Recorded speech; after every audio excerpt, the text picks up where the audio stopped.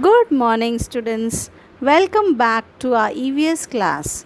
As you know, we are doing our home and environment. We have already started this in the previous class. Let us continue further. Before we proceed, as you know, I am your teacher, Mrs. Nutan Milan Karadekar from Father Agnel Technical High School. Before we proceed, please like and subscribe my channel, Nutan's Academy. On page number 33, we have seen some families settling on the footpath. Why was it so that they are on the roads? Because they don't have proper shelters. Here I have shown you shelter for the homeless people. These are temporary shelters for the homeless people. These are night shelters, homeless shelters for boys, where boys less than 18 years of age can reside for one night. It is made available by the Municipal Corporation of Mumbai. And this is one more picture of night shelters for ladies, those who are without home or single ladies, divorced women, etc. etc. facing problems, domestic problems, and they have no place to stay. The next picture is I have shown you different kinds of shelters. Actually, if you see a textbook, you will find number of pictures shown there on page 52. They have shown India map, and they have shown how India is divided into 7 regions according to the rainfall and climate, and how people have adjusted to this kind of conditions and built a home or a shelter for themselves. Here I have tried to show you two pictures, that is the shelter where marshy regions is there, lot of rain water gets collected or it's close to the river bed, so houses are built on slits and it is a structure above the wet land. Now here in the second picture I have shown you houses in the snow clad regions where there is snow throughout the year. 12 months they face this snowfall. You can see heaps of snow collected outside the house. And in Tundra region where there is lot of snow, people live in the houses called igloos. Yes, you have learned that. Now let's move on to the next slide.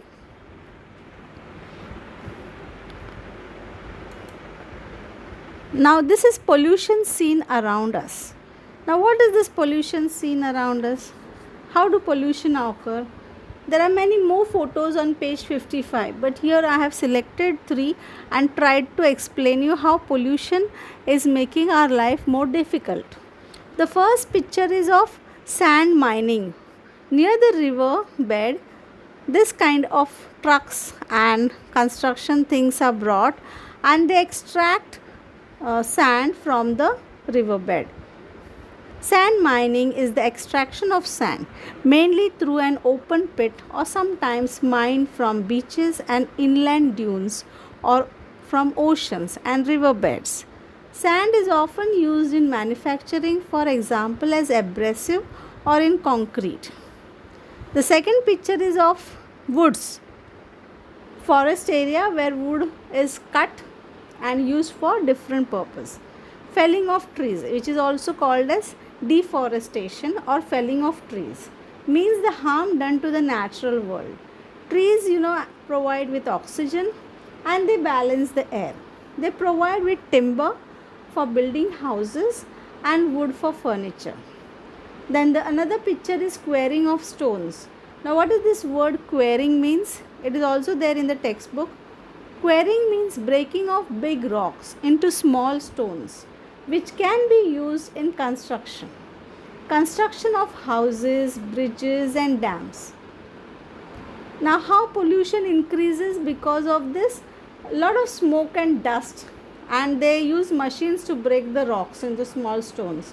So a lot of smoke and dust is released in the air, which is very harmful for the people who is working there and who is staying nearby. The next picture is of, what is this? forest fire. It is known as forest fire. Now, how forest fire starts? It is uncontrolled fire in forest or in rural areas. Now, this fire is unplanned, unwanted, uncontrolled in area of combustible vegetation, starting in rural areas or in urban areas as well. So such kind of forest gets destroyed because of the fire. And you know, when burning of wood will cause release of smoke and carbon dioxide in the air, which becomes a environmental hazard for us. Air pollution is happening. The next slide is about, this is a textbook photo actually. You can see your textbook very minutely, observe it. Page 55. Do you know? Now in this picture they have shown us how the urbanization and the growing population and changes in the society has brought about change in the shelter of the people. Man was like apes when he was in the wild, how he was staying. Then he started living in caves. Then he made houses of the stones. Then he made a small hut for himself. Then he made house which have grass over the roof. Then brick houses. Then buildings, 2 floor buildings started coming up. Small families started staying together, and now we have apartments and complexes with many houses in it.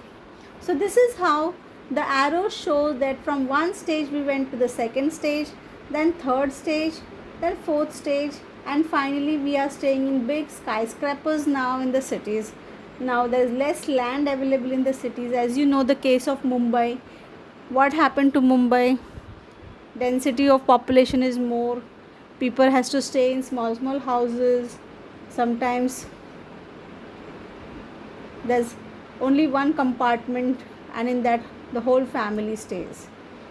Now I wanted to show you the shelter of the Stone Age man. You already have this photo in your EVS part 2 textbook, but here I just brought it to compare the Stone Age shelters to that of modern homes.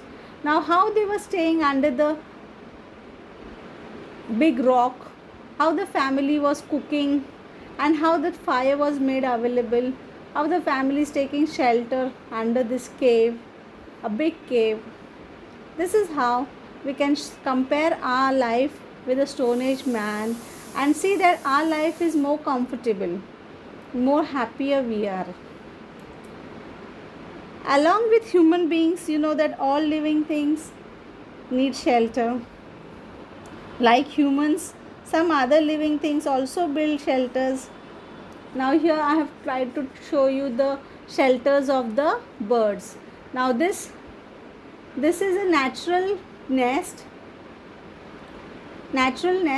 and this is man-made in the backyard. Actually man-made nest is this wooden in the backyard, and natural nest is made by the birds. Then this is one more shelter of the birds, how they are living in that small nest. All living things need shelter. Some other living things also need shelter, and I have tried to show you how they have built a eco-friendly house for their small birds. Yeah. Then this is a new house, modern house, eco house. Now why this is called eco-friendly house? Because here in this kind of house there is minimum consumption of natural resources, and non-exhaustible sources of energy such as biogas, wind and solar energy is used to light the lights in the house. And they have also used water is used, recycling of water is done, garbage is recycled, and they have avoided using of artificial materials and colors. So this is a modern picture of a eco-friendly house. Provision for natural light and ventilation in the house is done. Now see, the windows are big windows so that they get natural sunlight during the daytime. Eco-friendly house is environmentally low impact home designed and built using materials and technology that reduces its carbon footprint and lowers its need. So we all should try to build such homes which are eco-friendly. The next slide is a modern house. Now this kind of shelter is underwater house. They have already shown you underwater house on page 56 of your textbook, and here I have selected one picture for you. What is this underwater shelter? Water tourism is now become an important occupation. In some places there are underwater shelters for tourists. From these shelters we get direct view of the seabed and the amazing marine life can be seen from the windows. Such shelters are observed in coastal regions of Europe and North America. Now architects have already designed a 26 billion project to create an underwater city. According to the Tokyo-based company, their projects would also allow thousands of humans to live very comfortably underwater. The underwater city could become a reality by around 2030. So we have to wait for another 10 years for such kind of homes. Now what we have learnt in this chapter? We have learned that we observe a variety of types of houses construction in regions of different climate. That means as per the climate we build a house. Houses are built to suit the climate of that region. Different materials, all obtained from nature, are used to build houses. We should be judicious to use energy. It is necessary to increase the use of non-exhaustible sources of energy. It is necessary to build eco-friendly houses. We must take care that the environment is not harmed. So why we are learning all this? Because it is a moral responsibility of all of us to check that the environmental balance is maintained and all the wildlife also remains in the forest, remains in the sanctuaries, and they also have a right to survive, and we also have the right to survive harmoniously with them. Students, one more point is remaining here is the city of Mumbai. How city of Mumbai came into being. For this I will send you a separate video which will tell you how Bruhan Mumbai came into being. Okay, and I will also share one video about the life of the Stone Age man, how they were living in the cave shelters. So from that you will come to know how according to changing times shelters also kept on changing and improving.